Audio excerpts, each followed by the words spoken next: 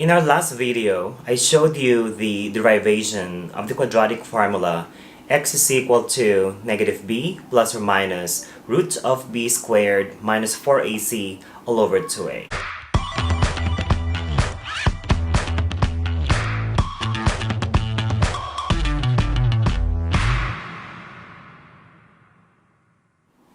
Now we're going to use this quadratic formula to solve for the roots of a quadratic equation. So for the first example, we have x squared is equal to negative 4x plus 21. The first thing what I need to do is to identify the values of a, b, and c. And for you to identify the a value, the b value, and the c value, make sure that the quadratic equation is in standard form first, which means that we need to equate the equation to 0. And this becomes x squared. Negative 4x becomes plus 4x if we transfer this to the right side. Plus 21 becomes minus 21. And then we have here 0. So which means the a value is the coefficient of x squared, that is 1. B, coefficient of x, which is 4.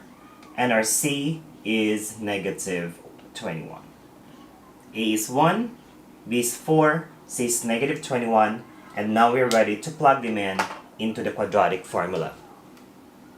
So solving for the values of x, we now have negative of b plus or minus root of b squared, which is 4 squared, minus 4 times our a value times our c value, negative 21.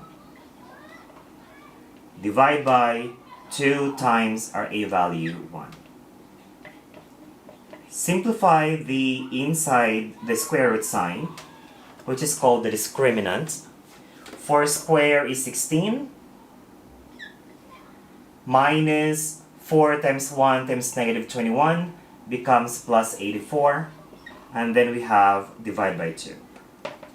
So to simplify this, we now have x is equal to negative 4 plus or minus root of 100 divided by 2.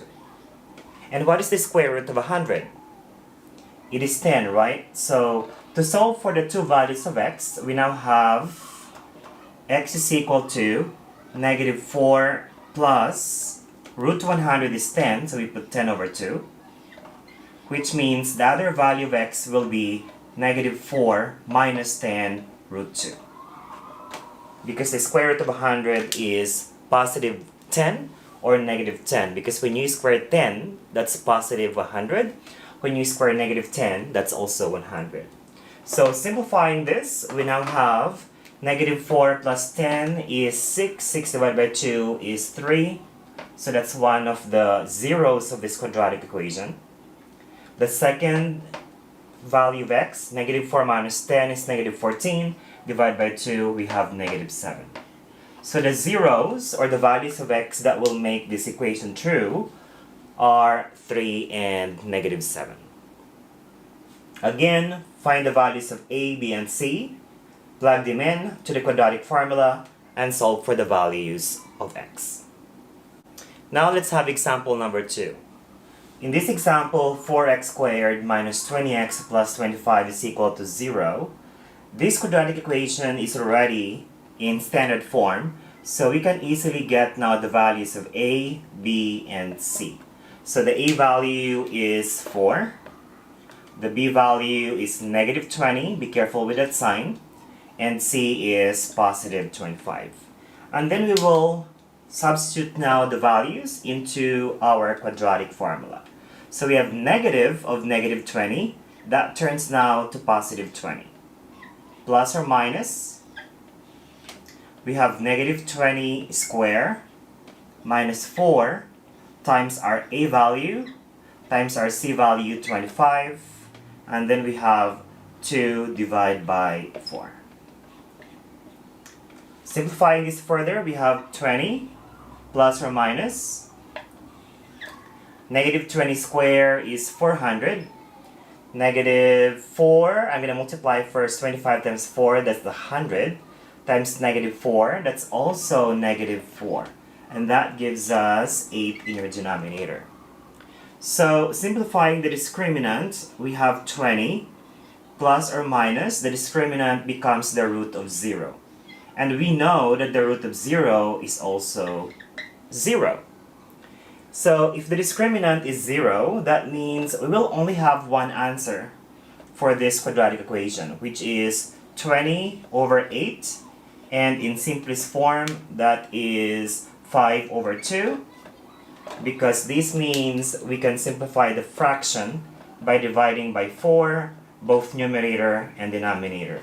So that is 5 over 2, or the same thing as 2.5, which means that the 2.5 will make the equation true. And when you graph a quadratic function, this means that the parabola will have an x-intercept of 2.50. In our example number 1, we got a discriminant of positive, so we had two values of x, or two x-intercepts. In our second example, our discriminant is 0, and we have one value of x, which means we have one x-intercept.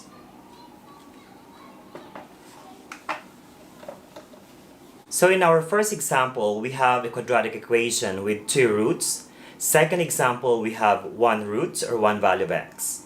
Now let's take a look at example number 3. 3x squared plus 6x plus 10 equals 0.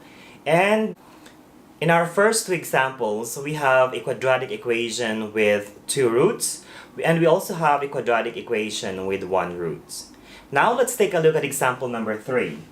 3x squared plus 6x plus 10 is equal to 0. So here our a value is 3, b is 6, and c is 10. So now we're ready to plug them in into the quadratic formula.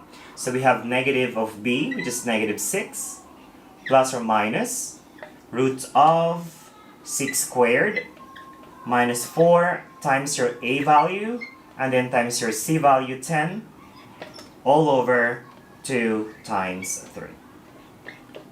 So now let's simplify it. What's the answer for the discriminant? So for the discriminant, we have 6 squared is 36, minus 10 times 3 is 30, 30 times 4 is negative 120. Divide by 6. So what do you notice with the discriminant for this example? It's a negative. So we have the square root of 36 minus 20 is negative 84.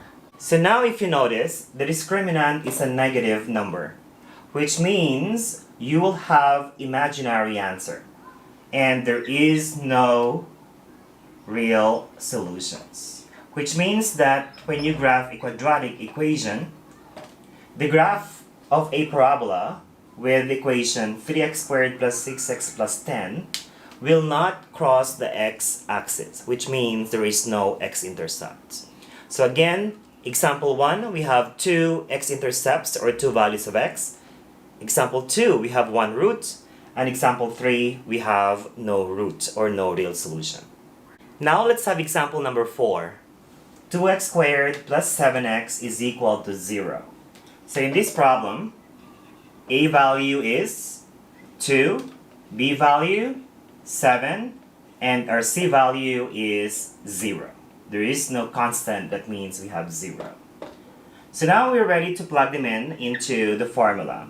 We have negative 7 plus or minus square root of, we have 7 squared minus 4 times 2, and then times c, which is 0, divide by 2 times 2. So simplifying this, we have negative 7 plus or minus root of 7 squared is 49, and that's going to be 0, divided by 4. So we have negative 7 plus or minus root 49, which is 7, divided by 4. So here we have two values of x because the discriminant is positive. One of the values for x is negative 7 plus 7 divided by 4, which is 0 over 4, or simply 0. the second value of x is negative 7 minus 7 divided by 4, which is negative 14 over 4. In simplest form, that is negative 7 over 2, or that is negative 3.5. So which means that the graph of a parabola will have two x-intercepts. One is at 0, 0, and the other one is negative 3.5, 0. So we have two roots for this quadratic equation. For the fifth example, we have x squared plus 4x minus 3 is equal to 0. So a is 1, b is 4, and c is negative 3. Same thing, we need to plug it into the formula. We have negative 4 plus or minus b squared, so we have 4 squared, minus 4ac, so 4 times 1 times negative 3, and then we have 2 times the a value 1. Simplifying this further, we have negative 4 plus or minus 4 squared is 16. Negative 3 times 1 is negative 3. Negative 3 times negative 4 is positive 12. So we have plus 12 divided by 2. Now, this is a positive discriminant, so we're expecting two answers. Negative 4 plus or minus root 28 divided by 2. So this quadratic equation now have two roots, and one of the roots is negative 4 plus or minus. What is root 28 in simplest radical form? It's 2 root 7, because 28 is the same thing as 4 times 7. So since it's 4 times 7, we use 4 times 7 because 4 is a perfect square. So root 28 is the same thing as 2 root 7, and now we're dividing by 2. Which means the roots are negative 2 plus or minus root 7. Because to simplify it, you need to divide negative 4 divided by 2, which is negative 2, and then plus or minus 2 divided by 2, which is 1. So to get the two values of x in decimals, we will use our calculator to get the decimal equivalent of negative 2 plus root 7, and that will give us 0.65 in two decimal places, approximately. On the other hand, the second is negative 2 minus root 7, and that is negative 4, approximately negative 4.65. So these are the two values of x, or the two roots of a quadratic equation, which means that when you graph the parabola, it will also pass through the x-intercepts 0.65, 0, and negative 4.65, 0.